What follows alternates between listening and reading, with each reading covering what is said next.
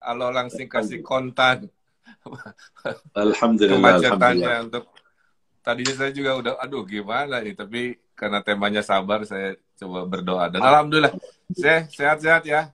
Alhamdulillah, alhamdulillah sehat walafiat. Terima kasih Bapak Gubernur Ridwan Kamil. Sebenarnya Pak Gubernur, saya sebenarnya bukan anggap hanya sebagai pemimpin, tapi sebagai saudara, bahkan sahabat. Kalau boleh dibilang abang. Apa? Karena saya kan lebih muda. Saya umur berapa? Sekarang 44. Oh, Baru alhamdulillah ya, saya 44. 49, beda 5 tahun. Kita terakhir ketemu, saya kan jadi khotib nikah putranya Pak Kapolda ya. Iya, Nah Bakapolda. itu Apalagi Bakapolda Barudi sebenarnya luar biasa. Perhatian, betul. perjuangan, khususnya untuk pesantren kami yang di daerah Cipanas. Di depan Istana Cipanas yang kemarin kita sudah selesai bangunan di bulan Ramadan. Tapi karena COVID-19 kami tidak bisa meresmikan. Dan memang niat saya sebenarnya melalui Pak Rudi, saya mau undang Bapak untuk peresmian. Cuma karena qadarullah, COVID ya. ujian COVID ini kita tunda. Dan belum beraktivitas sampai Hari Raya Idul Fitri. Hari Raya Idul Adha baru kita bisa salat bareng berjamaah ketika sudah buka normal baru. Kemudian kita bisa beraktivitas dengan jaga jarak karena posisi pesantren kami berhadapan berseberangan dengan Istana Cipanas. Sama Oh dengan langsung ya. ya sama dengan asramanya Brimob yang ada di daerah itu di Ya, ya. Cipanas. Dan Mudah-mudahan alhamdulillah, kita saling doakan, kita ikhtiar agar amin. pandemi ini lekas selesai. Karena kebetulan saya jadi relawan vaksin juga, saya. Mudah-mudahan hasilnya lancar. Dan kalau darah saya naik, imunitasnya sampai 90%, maka vaksin itu, ikhtiar dunia kita ini dianggap berhasil dan awal tahun depan semua bisa dibagikan. Sehingga kita bisa normal lagi, insya Allah. Mohon doanya. Amin, amin, insyaAllah, amin. Saya Basi, kembali ke basi, yang tadi. ya. Kembali ke yang tadi. Jadi apa tadi kepotong Ya, saya inspirasi hijrah ke Indonesia itu? sebenarnya saya kenal Indonesia dari cukup lama sejak ini bisa dikatakan dari tahun 98. Cuman tidak terlalu ada niat untuk berpindah atau bisa menetap.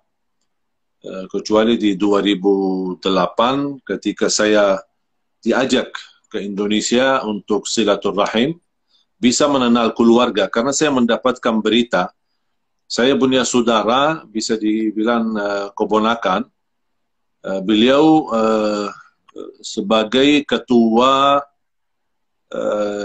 lembaga yang khusus untuk keturunan dan nasab.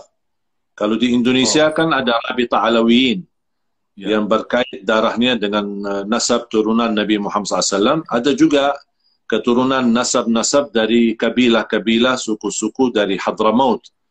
Karena suku dari Hadramaut ada yang disebutkan kata keturunan Syekh, ada yang disebutkan keturunan Habib. Dan jumlahnya banyak di Indonesia ya? Ya, dan cukup banyak di Indonesia yang Habib maupun non-Habib.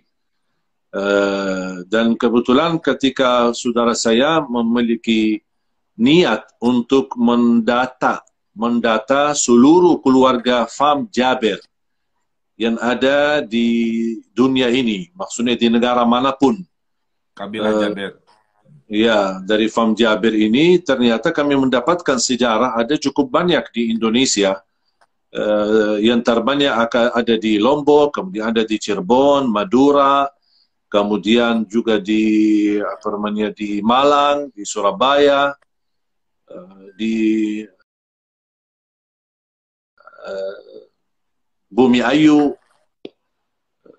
kemudian juga di Jakarta. Ada juga sebagian di Bogor. Ketika kami mendapatkan informasi, saya menjadi penasaran untuk bagaimana bisa bertemu dengan keluarga besar kami yang ada di beberapa daerah. Sekalian saya menumpulkan data supaya menumpulkan dan menjadikan satu di bawah pohon nasab yang disebutkan pohon nasab yang kita untuk susunan nama-nama keluarga. Dan ternyata walaupun ibu saya tidak pernah cerita asal usul dari jaringan ibu saya sendiri, ternyata ayah daripada ibu saya kelahiran Lombok. Oh, kakek Dan, berarti ya? ya, kakek saya. Kemudian kakek ibu saya, ayah daripada kakek ibu saya, dia Buyut. termasuk orang yang pahlawan lawan penjajah. Dan dia Oh, berhasil menyatukan Sasak di Lombok untuk melawan penjajah Belanda sama Jepang. Dan kemudian karena beliau sangat ini luar biasa, pemberani, dan cukup tinggi dan besar, dan beliau sangat luar biasa berjuang untuk melawan penjajah. Makanya sempat ditangkap dan dibunuh. Makanya beliau punya berarti makam besar ya, di daerah Ampenan. kita ada persamaan, Syekh. Jadi saya baru tahu Syekh punya darah pahlawan luar biasa yang diceritakan malam ini. Kakek saya, Kiai Haji Muhyiddin, Syekh, itu juga seorang ulama, Syekh, dari Nahdlatul Ya. Ulama, mewariskan kami, anak cucunya, 8 pesantren. Kita namai Pagelaran, dan beliau almarhum dulu Panglima Perang Ulama, dipenjara oleh Belanda 2 kali, Syekh. Ya. Karena bertempur melawan penjajah juga, jadi ada kesamaan. Mungkin saya bisa gabung dengan kabilah Jaber, saya kan Gubernur Jaber, Gubernur Jawa Barat. Ya. Bisa jadi. Jadi subhanallah, pas ternyata saya bisa menemukan sejarah keluarga, bahkan sampai saya ketika bertemu Bapak Presiden, Pak Jokowi, saya sudah sampaikan, saya sebenarnya keturunan pahlawan, tapi belum terdaftar. Mantap, alhamdulillah, luar biasa. Alhamdulillah.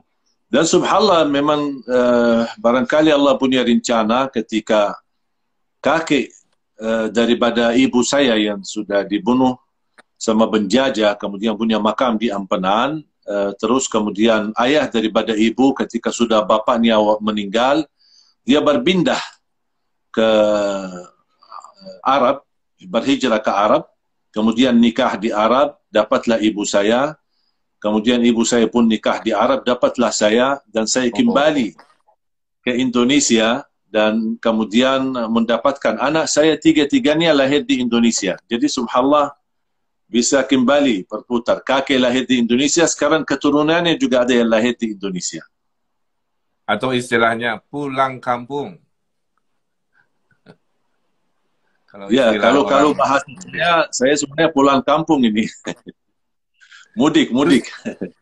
Titik jatuh cintanya dan memutuskan inilah momen saya mencintai dan akan tinggal di Indonesia. Ada peristiwa nggak sih? Sebenarnya ada peristiwa ketika saya diajak bersilaturrahim. Ada seorang dari kalangan keluarga, walaupun tidak terlalu dekat dari jarak keluarga, bukan keluarga yang akrab, tapi ada hubungan keluarga, tinggal di daerah Menteng. Kemudian saya berkunjung ke sana, saya pun kaget melihat posisi rumahnya bersebelahan dengan satu tembok dengan rumah dubes Amerika yang ada di daerah Menteng. Kemudian saya silaturrahim, beliau cukup tua, namanya Pak Ali, Haji Ali. Kemudian ketika saya silaturrahim di sore hari, beliau menyampaikan habis kita dijamu, ayo, saya waktu itu belum begitu bisa bahasa Indonesia. Masih kalimat-kalimat sangat sederhana, apa kabar, bagus, mau kemana, aku cinta kepadamu. Itu aja yang saya hafal. Jadi beliau pas mendekati maghrib, beliau ajak saya untuk salat maghrib di Masjid Agung Sunda Kelapa, Menteng. Oh ya, masjid bersejarah. Nah, pas begitu saya ke sana, pas kita mau masuk masjid, di waktu yang sama bertemu dengan almarhum Bapak Haji Saiful Hamid sebagai selaku ketua umum Dewan Masjid Agung Sunda Kelapa waktu itu 2008. Dan ketika ketika beliau pendamping saya atau yang bersama saya dari keluarga itu menyampaikan ini tamu keluarga dari Madinah.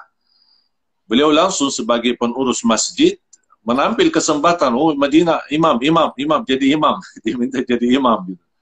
Yang saya faham cuman imam, faham jadi imam, jadi saya belum bisa bahasa Indonesia. Cuma kata imam kan bahasa Arab juga. Betul. Kan bahasa Indonesia Ya. itu gabungan dari bahasa Arab, Senin, Selasa, Rabu, Kamis, Jumat, gabungan dari bahasa Belanda, kantor, makelar, itu bahasa Belanda. Bahasa Portugis, Iya, hari Minggu, itu. Jadi memang bahasanya kaya dan iya campur. sangat Seperti kata mengadopsi nikah bahasa Arab. lagi, kan nikah bahasa Arab lagi bahasa Indonesia. Iya. Saya belajar sedikit Jadi, bahasa Arab, lagi les supaya bisa nanti ngobrol bahasa Arab dengan saya juga. Saya alhamdulillah, cuman alhamdulillah. bisa bilang ana maslurun biliqaikum. Nah, itu. Masya Allah, luar biasa. Mas Jadi Syekh, ternyata pas saya masuk Masjid Sunda Kelapa, eh, menurut saya di situ perubahan sejarah saya di Indonesia. Di situ perubahan bisa dikatakan perubahan nasib, perubahan perencana Allah Subhanahu Wa Taala, kun fayakun. Karena 2008, apalagi waktu itu saya datang pertama kali masih bulan Syaban, di ujung bulan Syaban, nampaknya ketika saya jadi imam Maghrib dan Isya, tersentuh mereka dan terharu dan mereka meminta.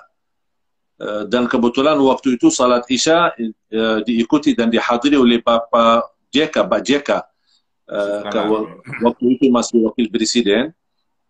Dan beliau menyampaikan melalui pengurus masjid untuk berkenan bisa jadi imam sekalian di bulan Ramadan yang sebentar lagi akan kita sambut bulan Ramadan waktu itu.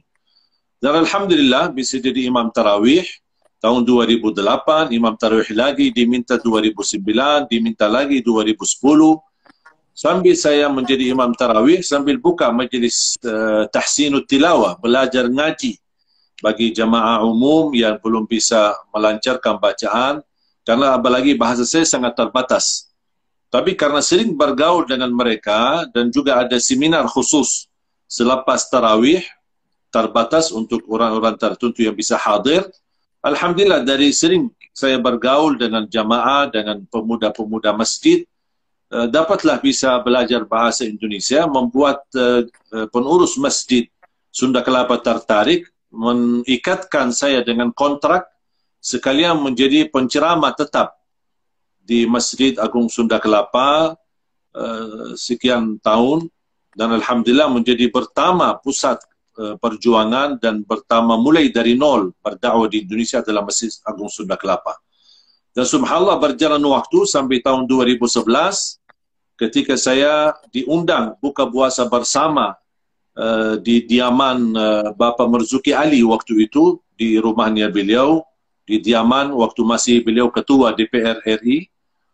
Kemudian dihadiri waktu itu acara oleh tokoh-tokoh negara termasuk Bapak Presiden Bapak SBY waktu itu, dan saya ditugaskan untuk mengisi kultum. Ternyata pertemuan ini juga termasuk perubahan sejarah bagi saya dan bisa membawa nasib yang baik karena ketika saya mengisi acara tertarik Bapak Presiden dengan penampilan sampai kata beliau ini bukan Habib Indonesia.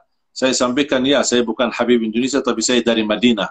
Dan beliau sangat terkesan dengan apa yang kita sampaikan dan kata beliau saya suka adem, kalem, bahasanya sederhana tapi pasti memberikan pengertian yang mendalam. Dan langsung beliau menawarkan mau nggak warga negara Indonesia. Saya dengan terkejut, oh, kalau Bapak yang kasih, maulah. Jadi ditawarkan oleh Presiden langsung menawarkan. Betul, oleh Bapak Presiden. Sampai saya masih ingat bahasa beliau, pemain bola aja kita sudah kasih warga negara, belum juara. Mudah-mudahan dengan kita kasih warga negara Ali Jabir ini bisa menjadi bermanfaat untuk Indonesia. Makanya kepercayaan itu yang saya dapat dan saya terima, saya terus menjaga.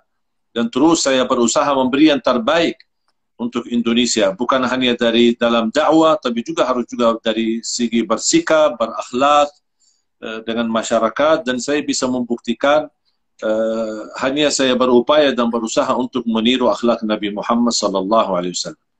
Bahkan ketika sudah menjadi betah dan jatuh cinta ke Indonesia, sampai saya pernah periksa darah, Waktu saya cek darah, dokternya pun kaget. Subhanallah, darahnya merah putih. Betul. Darah merah kan terbagi dua, ada plasma warna putih, ada merah. Saya Betul. berikutnya setelah